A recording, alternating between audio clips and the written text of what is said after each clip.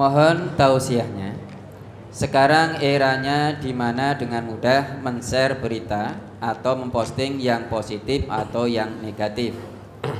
Dalam hal ini yang kami tanyakan perihal seseorang yang men-share postingan yang di situ isinya tentang guyonan yang kadang tidak pas dengan agama Islam.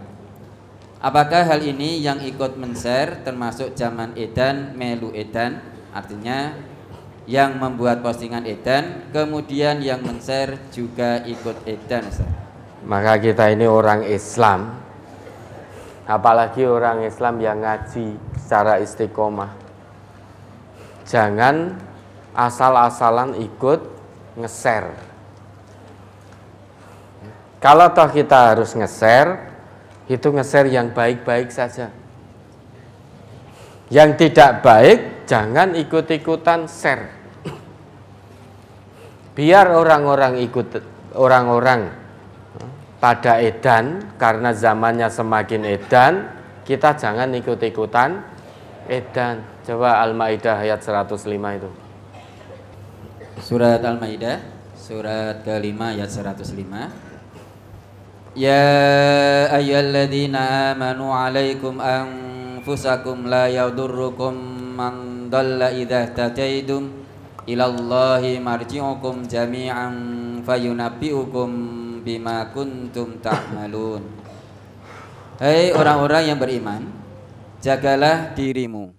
Tiadalah orang yang sesat itu akan memberi mudarat kepadamu apabila kamu telah mendapat petunjuk. Hanya kepada Allah kamu kembali semuanya, maka Dia akan menerangkan kepadamu apa yang telah kamu kerjakan. Ayat ini ditafsirkan oleh Nabi. Beliau bersabda, beliau menjelaskan terkait dengan ayat ini. Balik tamiru bil ma'rufi wa tanahaw 'anil munkar. Tetapi teruslah amar ma'ruf nahi mungkar. Hatta ra'aita syuhan muta'an. Meskipun kamu dapati zaman atau kamu melihat kebakilan diperturutkan. Wa hawa muttaba'an, hawa nafsu diikuti. Hawa nafsu dipertuhankan. Wa dunya mu'tsaratan, dunia telah mendominasi. Wa i'jaba kulli dzi ra'yin bi ra'yihi, dan setiap orang merasa paling benar sendiri dengan pendapatnya. Fa'alaika bi khassati nafsika wa da'il awam, maka wajib atasmu untuk menjaga dirimu. Caranya bagaimana? Wada'il awama, da'il awam, tinggalkan umumnya orang. Kalau kita sudah melihat atau mendapati zaman di situ kebakilan diperturutkan, satu. Yang kedua, hawa nafsu dipertuhankan, sehingga orang tidak lagi hidup berdasarkan tuntunan agama, tetapi yang menjadi Tuhannya itu tanpa sadar hawa nafsunya. Kemudian yang ketiga, dia telah tertipu oleh dunianya, mengabaikan akhiratnya.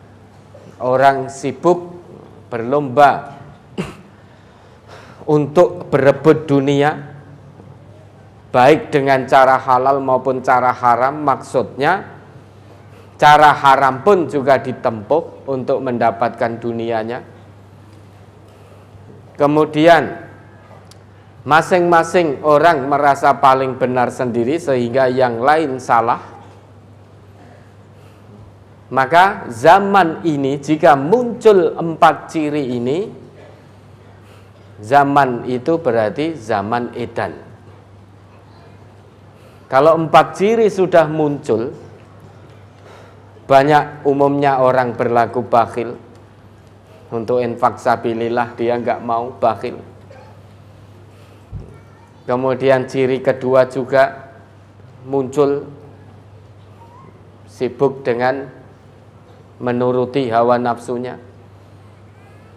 Kemudian ciri ketiga juga jika muncul, yaitu banyak orang ngaku Islam tetapi tertipu oleh dunia juga, sehingga dengan cara haram pun dia tempuh, misal dengan korupsi, misal dengan menjatuhkan kehormatan sesama muslim untuk mendapatkan dunianya. Cara keempat, merasa paling benar hanya gara-gara beda pandangan, apalagi beda pandangan politik sehingga dianggap lawan, harus dimusuhi. Berarti kalau 4 ciri ini sudah muncul, berarti kita hidup di tengah-tengah zaman yang sudah edan. Umumnya orang share-share berita yang tidak baik, bertentangan dengan agama. Share berita isinya kebohongan, isinya fitnah. Berarti ini zaman sudah edan. Maka kata Nabi kita, biar kita ini tidak ikut edan, fa'alaika bi khassati nafsika, jaga dirimu. Jangan ikut-ikutan edan. Kalau kita ikut-ikutan bakhil, kemudian ikut-ikutan memperturutkan hawa nafsu, kemudian ikut tertipu dunia, cara haram juga ditempuh, kemudian juga ikut merasa paling benar sendiri, berarti kita ikut-ikutan edan. Ikut men-share berita yang tidak baik, ya ikut edan. Maka biar tidak edan, jaga dirimu dengan cara bagaimana? Da'il awam, tinggalkan umumnya orang. Maka jadi orang Islam itu yang cerdas, jangan gumunan. Oh, zamannya share, zamannya ini, zamannya ngumbar aurat di medsos, zamannya tabarruj di medsos. Sehingga orang kalau tidak punya akun medsos, tidak tabarruj, tidak dikatakan orang yang mengikuti tren. Sehingga dikatakan orang ketinggalan zaman, tampak asing. Zamannya tabarut di medsos, kok ini tidak. Zamannya umumnya orang pacaran, kok ini tidak. Umumnya orang selingkuh, kok ini tidak. Umumnya orang korupsi, kok ini tidak. Sehingga tampak asing. Maka berbahagialah orang-orang yang asing. Fatuba lil ghuraba. Siapa orang asing itu? Kata Nabi kita, alladzina yuslihuna min sunnati inda fasadin nas. Yaitu orang yang terus melakukan perbuatan atau menghidup-hidupkan sunnah Nabi di saat kerusakan manusia, di tengah-tengah kerusakan manusia. Dia tidak ikut rusak, biar dikata asing, nyeleneh, aneh, ora umum, dia tidak hiraukan semua. Artinya dia tetap berpegang, berucap, berbuat sesuai dengan sunnah Rasulullah. Itulah orang yang selamat, orang yang asing, orang yang bahagia dunia dan akhirat.